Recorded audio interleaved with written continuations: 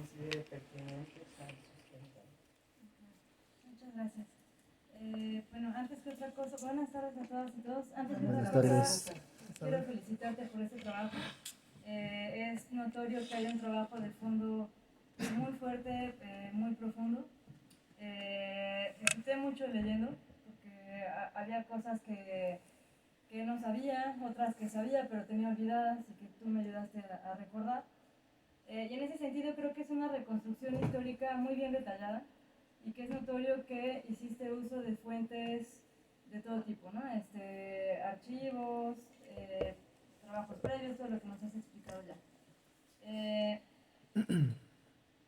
Hay una cosa que no mencionaste y que me gustaría hacer notar, que es que tú lo que estás proponiendo con este trabajo es toda una apuesta por entender el mito guadalupano a partir de etapas, ¿no? Sí.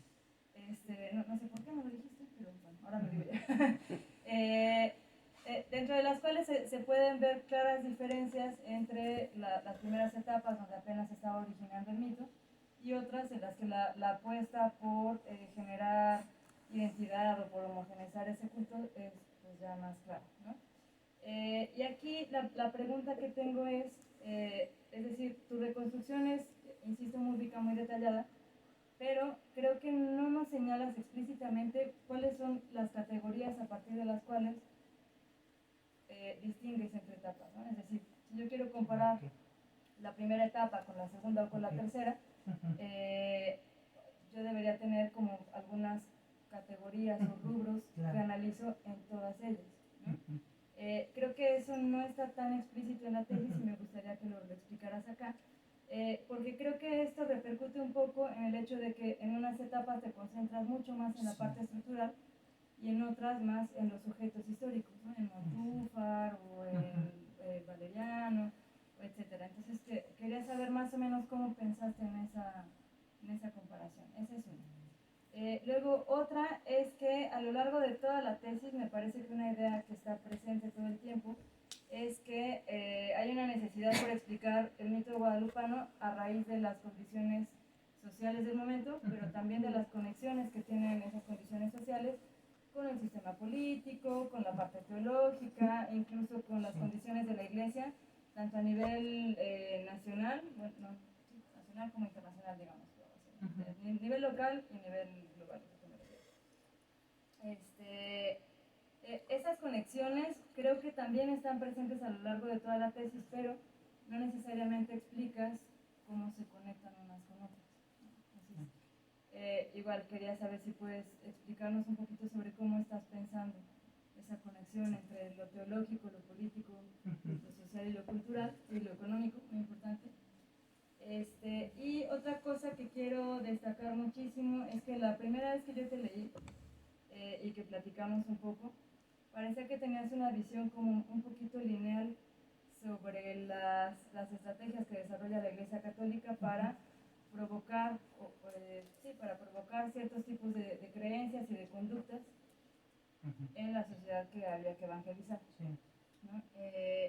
Y en esa ocasión recuerdo haberte hecho esta observación de que me parece que podrías problematizar un poco más eso, ¿no? Es decir, que no es algo tan lineal como si a alguien se le ocurre, es que tenemos que evangelizar a la gente, hay que controlarla, entonces paso 1 para controlar a la gente, paso 2, que no era tanto así. Y creo que en esta segunda versión corriges un poco esa visión, pero creo que todavía está un poco de fondo. Entonces quería saber cómo estás pensando en ese control desde la Iglesia, porque la Iglesia pues no es una entidad homogénea, pensante, o sea, no es una persona que pueda definir como objetivos tan claros y estrategias tan claras, ¿no? Entonces, quiero saber, a partir de esta problematización de esa idea, ¿qué te has encontrado? Tengo muy claro, por ejemplo, que el conflicto entre clero secular y regular es algo que definió en buena medida esas estrategias. Entonces, solo que profundizaras un poquito más en eso. Y otra duda que me surge, pero esa ya es de carácter un poco más personal, es hace un momento cuando estabas justificando la pertinencia de tu investigación, decías que el interés surge porque actualmente el mito guadalupano es un fenómeno pues, a todas luces relevante en México. Y la pregunta es, bueno, si tu interés es por lo actual,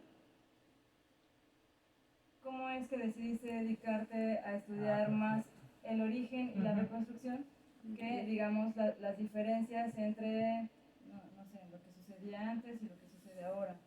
O algo así, ¿no? Es decir, ¿por qué quisiste centrarte solo en esa etapa? Entonces, la primera pregunta era la cuestión de la periodización, ¿verdad? Sí, tal vez debimos saber todas las preguntas. Bueno, Ya tenía que haber presentado. sí, no, es que... Pero sí, la primera es sobre la periodización y concretamente, ¿cuáles son las categorías a partir de las cuales haces la comparación? Bueno, en el caso de la periodización, conforme yo fui construyendo el trabajo, me di cuenta de dos cosas y de ahí fui partiendo a generar una periodización. Número uno, lo que me di cuenta fue que en el lapso entre 1556 hasta 1648 existe un culto local. Un culto local guadalupano, el cual no es como fue posteriormente un culto más expandido en Nueva España. A partir de ahí entonces yo dije, bueno, ¿qué es lo que vamos a hacer? Si hay un culto local entre este momento y este momento que poco a poco va tomando fuerza, sobre todo por el papel de la iglesia y de los virreyes, porque tenemos a Pedro Moya de Contreras, que era guadalupano, y él hizo mucho por hacer crecer el culto. Entonces, de ahí partí a periodizar una etapa que es la cuestión del origen de la Virgen de Guadalupe. Esta etapa, como lo acabo de comentar, habla de los antecedentes. Estos antecedentes me conllevan a lo que es el origen, pero este origen lo hago desde la vía institucional. En sí lo que yo trabajo en mi proyecto es la parte institucional. Me he encontrado con bastantes trabajos de la Virgen de Guadalupe que, pues muchos de ellos hablan de religiosidad, ¿no? Hablan de esta cuestión del pensamiento, historia de las mentalidades, etc. Yo quise periodizar desde el punto de vista institucional. Es decir, un culto homogéneo que está en una etapa. ¿Qué hace la iglesia? ¿Qué trata de hacer la iglesia para hacerlo crecer? Esa fue mi primer criterio. Entonces, doy el origen. Después del origen, hago una partición. Viene este crecimiento local, este culto al cual yo lo llamo bifurcado, porque por un lado, los indígenas siguen teniendo un culto oculto a las manifestaciones mesoamericanas, y bueno, hasta cierto punto hay como una, bueno, no quiero utilizar esta palabra, pero hay como un enmascaramiento, ¿no? Algunos sectores indígenas adoran a la Virgen, pero pues en el fondo siguen manteniendo tradiciones y costumbres indígenas. Sabemos nosotros que cambiar un pensamiento y más una cosmovisión colectiva, pues es un proceso de años, ¿no? De mucho tiempo. Después de eso, entonces, llego a esta coyuntura a la cual yo hablo, que es los 2 evangelios guadalupanos, y ahí es donde meto esta cuestión del barroco, donde el barroco, que empieza a surgir a mediados del siglo XVII, o bueno, más bien adquiere fuerza, ya desde inicios del siglo XVII empezaba a adquirir, o bueno, más bien vino a Nueva España, y esta cuestión ideológica, que es lo que comentas, ¿no? O sea, esta mezcla de lo ideológico, todo eso, empieza a modificar en los criollos este pensamiento. Y es donde aparece la figura de Miguel Sánchez.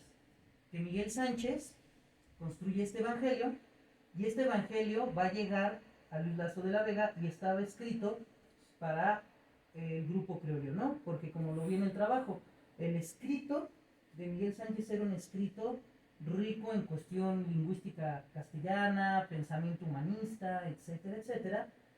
Y después viene este de Luis Lasso de la Vega, que es de 1649, que va dirigido más que nada a los indígenas.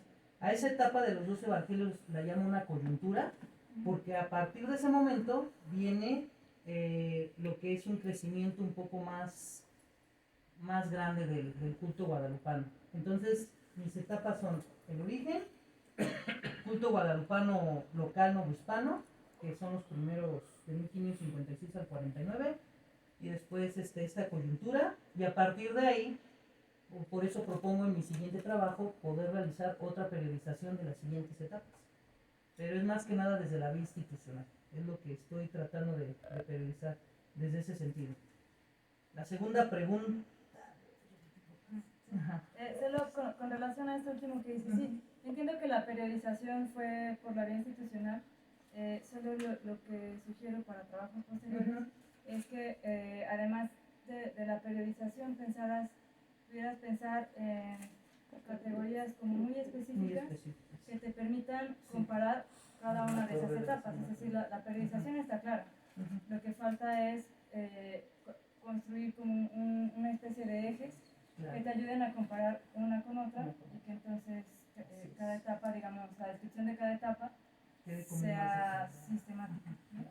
Nada más. Bueno, mi segunda pregunta era cómo estás pensando en estas conexiones entre lo político, lo social, lo cultural y lo económico. Justo, porque la periodización es a partir de la institucional, pero en la descripción tú tendrías que estar dando cuenta de estas conexiones.